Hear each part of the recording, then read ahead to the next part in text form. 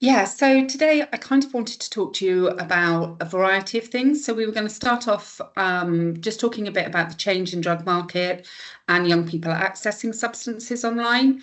And then I want to talk to you a bit about a training package that we've put together regarding something called naloxone, which I'll talk a bit to you about, which we were rolling out to young people in an attempt as a harm reduction measure, an attempt to kind of combat some of the dangers that are particularly prevalent at the moment for young people. So in lots of ways, the drug market's never been more dangerous than it is at the moment, and access to online drug market is part of that. Adolescence is kind of a dynamic developmental period for young people and marks the onset and escalation often of a young person's substance use. So it's an area at a time where it's really important that we get accurate information across to them. So the online market has changed things regarding accessibility. In lots of ways, it's a real gift to the supply chain. Adult dealers using a resource that young people are really familiar with, their kind of savviness around social media. It's particularly worrying because the drugs around young people are in a way now that they might not have been 10 years ago. Having them on social media like this makes them so much more available. Delivery to the door means you're not necessarily on a dark corner meeting drug dealers. It used to be you had to know someone dodgy or have an older sibling or friend that you had to go to. Now young people that may not have had those connections can quite easily get access to substances. It's a really easy way to reach lots of young people. Instagram and Snapchat in particular are platforms that are often used. So you've got the social media platforms, like I say, Snapchat, Instagram, Telegram, make it really easy to access dealers. And like I say, deliver to the door. They've got access to the dark web, which I'll talk a little bit more about, and county lines, all ways that drugs are being kind of moved around and accessed by young people. One of the biggest kind of fears, I guess, about online buying is the fact that they're getting their drugs from strangers, because despite, like I'm saying, you're not meeting somebody dodgy on a corner. If that person's known to you, then there is an element of that kind of, if they know you and they've got to see you again, they're not going to want you to end up in hospital, or ripped off. You are likely to more have, there's that level of anonymity, which I can't say properly, but that comes with online buying. With social media, they use hashtags and emojis to indicate what they've got in stock, share images. There's even with the dark web, it's a bit like Amazon. You can kind of rate your dealer and rate the substance that you get. Young people, I think, are a lot more, we were listening to it earlier, they're so connected to technology. They're much more dependent on these platforms. And they're kind of heavily integrated into every aspect of their life. So they're beginning to be used in a lot more risk-taking behaviour. And it is that element that if you know your drug dealer, they are less likely to rip you off. If you're buying on something like Instagram, although it's a person, they might be a complete stranger. And there is some that gets delivered to your door, but there are also some young people that are on these platforms and then they're actually going and meeting strangers to collect their drugs, which obviously there's added risk around that as well. Knowledge of dealers tend to be spread by word of mouth. I'll have put on my next slide, I've got some of the kind of images. I don't know if anyone recognises any of these, but the one that looks a bit like a paper aeroplane, that is Telegram. Then you've got the more known Instagram, Snapchat, TikTok, which we heard about earlier as well, really popular with young people. And then the one that looks a bit like an onion, that's Tor. So it's to do with the dark web. It's known as the onion router. So the dark web can be accessed through particular software and programs, and Tor is the most common of these. The software anonymizes the user through directing all requests to a centralized source and randomly redirecting it. And like I say, the reason it looks like an onion is that that's what it's known as, the onion router, as it compromises loads of layers of encryption, meaning that you can't be traced. Actually accessing the dark web isn't illegal, and not everything on it is illegal, but because of its security, it's a good place, if you like, for illegal activity, unfortunately. And I guess it would be really easy to say that social media platforms need to do more policing, which obviously they do. But also there are so many people on this that it'd be impossible to shut down them all. So I think a better solution is really making sure that young people are educated about the risks of drug taking and buying them online. The general advice about staying safe while on the web, all of that stuff is really relevant here. So it's really important that schools are sharing this information. But obviously there's also a duty of care on the social media sites, and they do, if you do report it. We've even had young people that we've supported who have been buying online and got things that have been contaminated, have complained and have reported sellers. So you can even get people taken off the dark web. Okay, so why did people use drugs? Why do young people use drugs? You know, I think there's a whole range of reasons. A lot of the young people that access our support, it is quite often a coping strategy. It is driven by trauma, driven by mental health, trying to self-medicate. Not all young people use substances, but it is a time of your life, that adolescence period, where lots of things are changing and young people's brains are wired differently. So they just want to take a bit more risk. Might be that their friends are using it, could simply be curiosity and availability of these substances. So, you know, the more information we can get out to keep young people safe, the better. So I'm going to move on now a bit to talk about the reasons why we developed the training that I'm going to talk to you about. And there is a real change in the drug markets. There's a real change in substances, the amount of substances that are available, but also the level of contamination that is appearing in different substances. Young people never know what they're getting. So or anybody, it's drug use in general, not just young people, but especially if you're ordering online, you might think you're ordering a benzodiazepine, and what turns up has got no benzodiazepine in, but could have an opiate in. So people might have heard of substances like spice, which is a synthetic cannabinoid.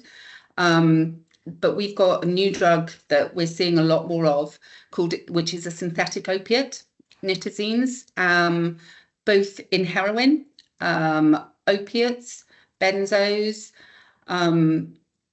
It's becoming a lot more common, and it's also a regular contaminant of other street drugs. So we felt it was really important that we needed to educate young people around this, because not just in Somerset, but in general, there aren't a huge number of under 18 heroin users, luckily, but there is a growing trend of opioid use, buying opiate-based tablets online. So we really wanted to address that and find a way of educating and supporting young people to keep themselves safer. So I don't know if anyone's heard of Wedinos. It's a drug checking service for Public Health Wales. They fund it. Anyone can send off substances to it.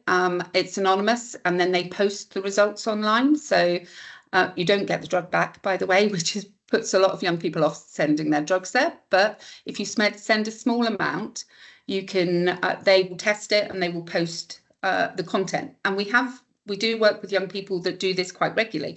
We've also asked young people to do it when they've been talking about a substance and concerned about its impact. We're seeing an increasing number of benzodiazepines and oxycodone that are containing nitazene being posted back on this platform. There was a young person in Middlesbrough, a very young person, who'd bought THC vape online, and it was adulterated with nitazines. They were treated with naloxone, which again, I'll go into a bit more detail about what that is and how it works as we go through. So nitazines, which is the substance I'm talking about, the synthetic opiate. It's made in a lab. It's really easy to make. It's much harder to get heroin into the country now because of the production of it in Afghanistan. So we are seeing more of these synthetic substances being made. So naloxone. So on the drug scene, the naloxone, which is there's an intramuscular version, which is a bit like an EpiPen. It's been promoted and been around for quite a long time. We give it out to our adult substance users all the time. We've trained the police to carry it, social workers, all sorts of professionals, our young people supported housing, anybody that is likely to be in a situation where they're around drug users who use opiates. We've really pushed and promoted its carriage, if you like. And what it does is if someone's overdosed on an opiate, you can see on the little picture there, they're the receptors that the opiate would attach itself to. If somebody overdoses, you give them naloxone and it kicks all the opiates off those receptor sites and blocks them. So it can temporarily reverse an overdose and save someone's life. It's an amazing thing to have access to, and it has saved a lot of people who would otherwise have lost their lives. There's a nasal version called Nixoid. You can see it in the picture there. It is literally, it looks like a nasal spray that you'd use if you say you had a cold and you had a sinus spray. And it works in exactly the same way, but it's licensed for under 18s. So because we are seeing so much more contamination of all sorts of street drugs, we felt it was really important that we started talking to young people about carrying Nixoid. So when we were thinking about the training, initially, we were thinking about targeting young people that were specifically buying opioids, people that were mixing in groups where there was opiate use, or young people that were living in houses where they could be parental opiate use or an older sibling. We felt it was really important that they learnt what this was and how to use it. SDAS, the Young Person Service, as well as working with young people who use substances, we work with young people that are impacted by somebody else's substance. So it's a conversation that we're very used to having. However, because of the change in drug markets, it became clear that we needed to widen the audience for this training, widen it to young people who use substances that could be contaminated with opiates or synthetic opiates, and young people that are part of those friendship groups. So we can do that for the young people that access our service, but we also want to look at widening people's awareness of this so that young people that maybe go festivaling, go to nightclubs, are out and about and work in circles where they are using substances recreationally rather than problematically, where they would be able to access this training as well. So that is our ultimate goal, that we can really promote young people being aware of the risks and also having this literally just like a first aid intervention that they could carry. I am aware that people get really nervous when we start talking about harm reduction in young people, whether that is things like this training or simply, we do a lot of work with schools going in to talk to young people about safer use of substances.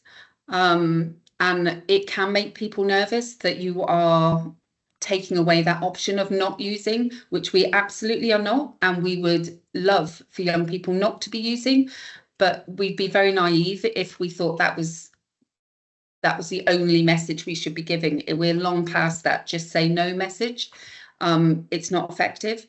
So we need to equip young people with the knowledge and skills to make decisions and trust that they're going to make them and have all the resources and tools available to them to keep themselves safe.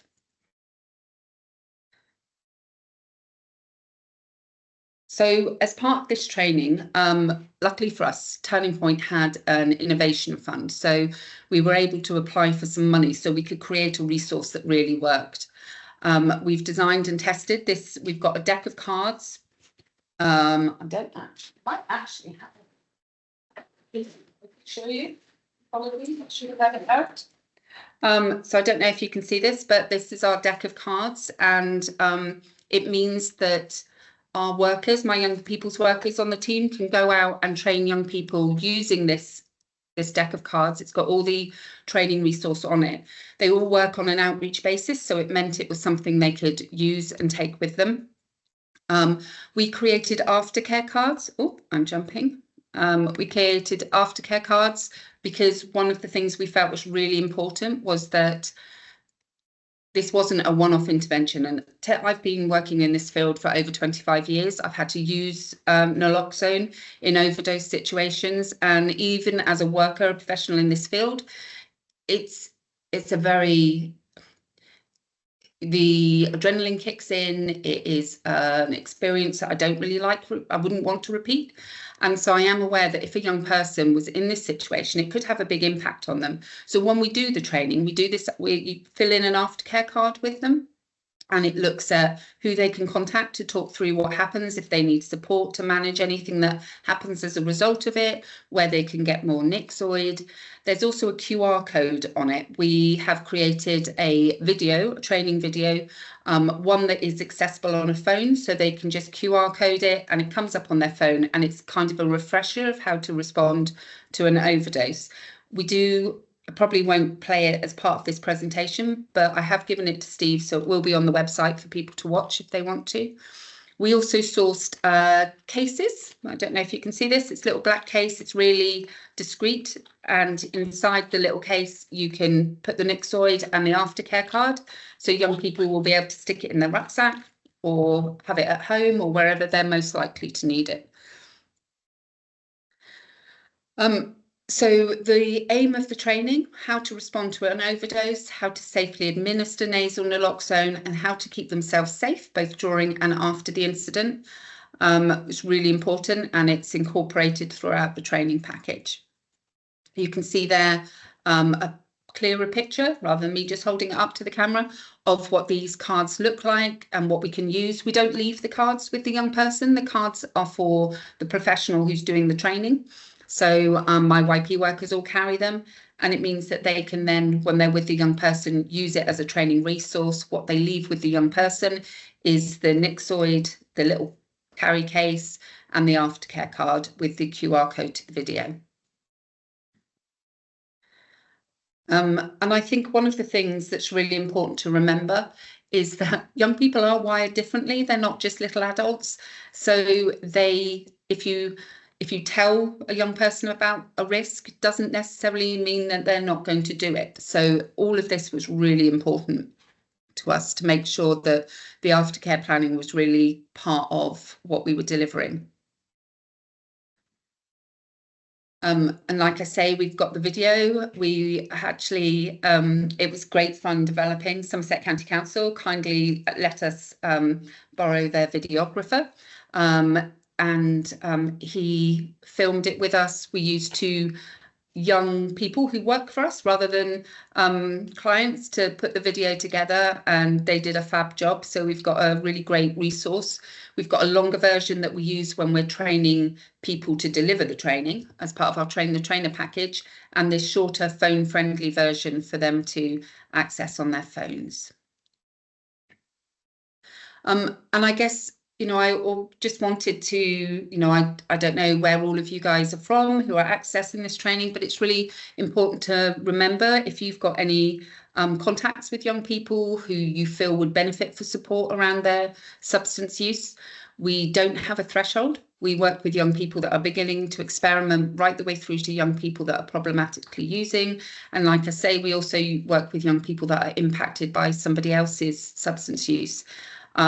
Our service is completely confidential, obviously within the realms of safeguarding, where we would have to escalate things, but we try and very much have that conversation with the young people we support wherever that would be necessary. It's really easy to refer to us. You can self-refer, or a professional or family member can refer using our website, and I've got our contact details on the end slide as well.